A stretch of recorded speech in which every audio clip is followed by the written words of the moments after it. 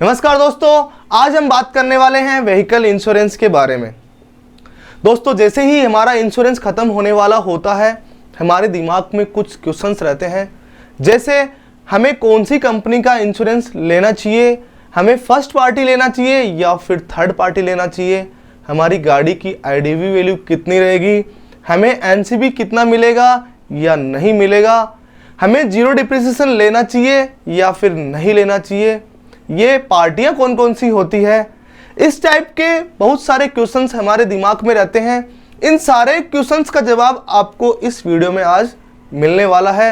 मेरी आपसे एक रिक्वेस्ट है कि इस वीडियो को ध्यान से ज़रूर देखिएगा, क्योंकि जब हम इंश्योरेंस लेते हैं कई बार इन पॉइंट्स के बारे में जानना या जानकारी लेना भूल जाते हैं, जिसकी वजह से जब हम गाड़ी में कोई क्लेम करते हैं तो कुछ समस्याएं आ जाती है। तो आइए जानते हैं व्हीकल इंश्योरेंस के बारे में। व्हीकल इंश्योरेंस को जनरली ऑटो इंश्योरेंस या मोटर इंश्योरेंस भी कहते हैं, क्योंकि इसमें रोड पर चलने वाले सभी व्हीकल्स कवर होते हैं, जैसे बस, truck, bike, car, auto etcetera. Vehicle insurance generally दो टाइप का होता है। पहला होता है कंप्रेहेंसिव इंश्योरेंस और दूसरा होता है थर्ड पार्टी इंश्योरेंस।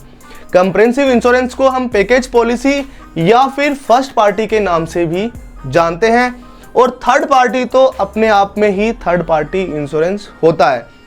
इन दोनों के बारे में डिटेल में जानने से पहले हमें इन पार्टियों के बारे में जानना बहुत ज़रूरी है, क्योंकि इंश्योरेंस के टर्म्स में पार्टियों का बड़ा रोल होता है।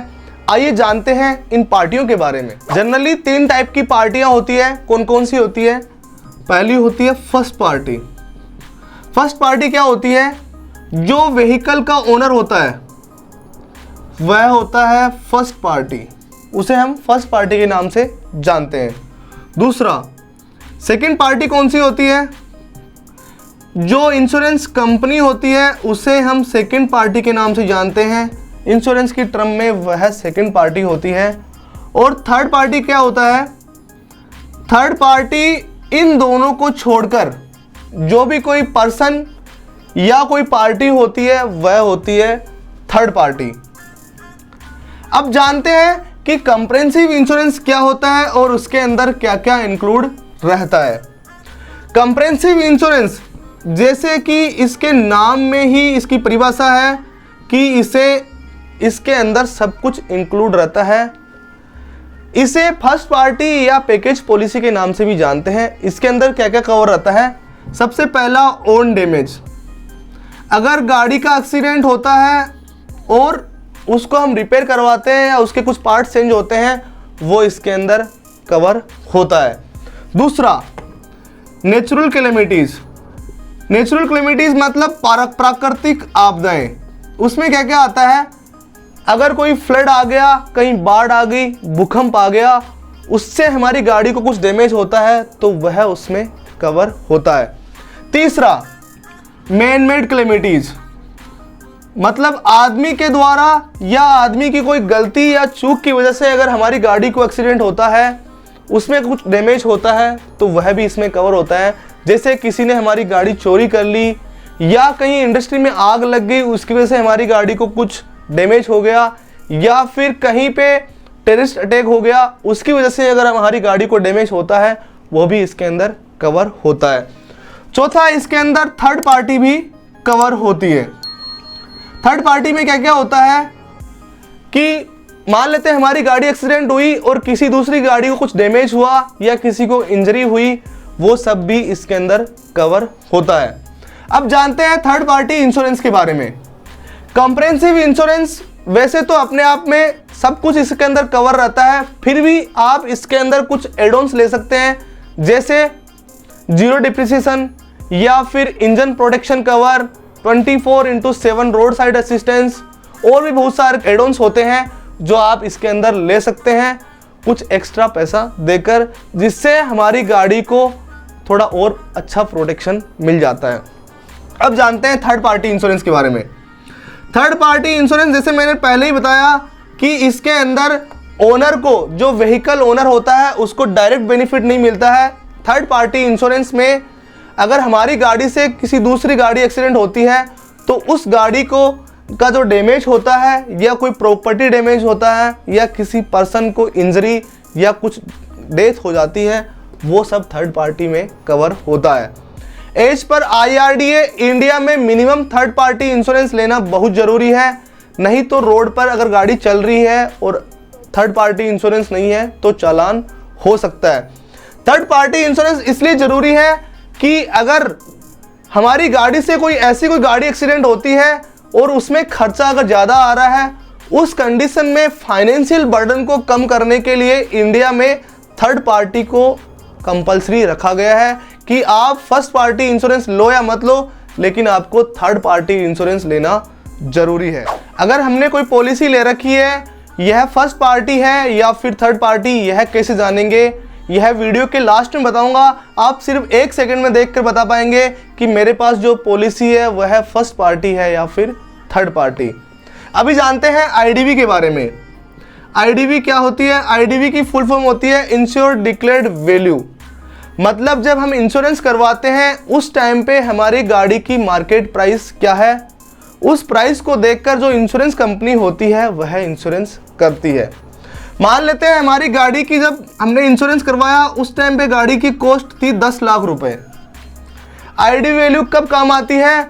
मान लेते हैं अगर हमारी गाड़ी चोरी हो जाती है या फिर ऐसा कोई एक्सीडेंट होता है जिसमें गाड़ी पूरी डैमेज हो जाती है, वह गाड़ी रिपेयर करने के लायक नहीं रहती है, उस केस में हमें इंश्योरेंस कंपनी IDV ऑफर करती है कि आप यह कॉस्ट ले लीजिए और आप अपना क्लेम सेटल कर सकते हैं। इसलिए जब इंश्योरेंस करवाते हैं तो IDV पर ध्यान देना बहुत ज़रूरी है। अब जानते हैं एड ऑन के बारे में। सबसे पहले और मोस्ट इंपॉर्टेंट जो एड ऑन होता है वह होता है जीरो डिप्रिसिएशन। जीरो डिप्रिसिएशन क्या होता है? इस एड ऑन को हम बम्पर टू बम्पर कवर भी कहते हैं। इसे इसलिए बम्पर टू बम्पर कवर कहते हैं कि इस इंश्योरेंस में अगर हमारी गाड़ी एक्सीडेंट होती है, जनरली क्या होता है जो नॉर्मल इंश्योरेंस होता है या फर्स्ट पार्टी इंश्योरेंस होता है उसमें अगर हम क्लेम करते हैं तो कुछ पार्ट्स में हमें डिफिशिएंसी देखने को मिलती है, उसमें हमें क्लेम थोड़ा लेस मिलता है। लेकिन अगर हमने जीरो डिप्रिसिएशन ले रखा है उस केस में जो भी कोई पार्ट अगर गाड़ी में डलता है या फिर कोई रिपेयरिंग होती है उसमें किसी भी प्रकार का डिप्रिसिएशन नहीं होगा, हमें पूरा क्लेम इसके अंदर मिलता है। यह जीरो डिप्रिसिएशन नॉर्मली जब गाड़ी 5 साल की एज तक ही यह मिलता है, उसके बाद में कई इंश्योरेंस कंपनियां इसे ऑफर नहीं करती है। जीरो डिप्रिसिएशन अगर नई गाड़ी है तो यह एड ऑन लेना बहुत ही अच्छा रहता है। अब जानते हैं NCB के बारे में कि NCB क्या होता है। NCB मतलब no claim bonus. No claim bonus क्या होता है?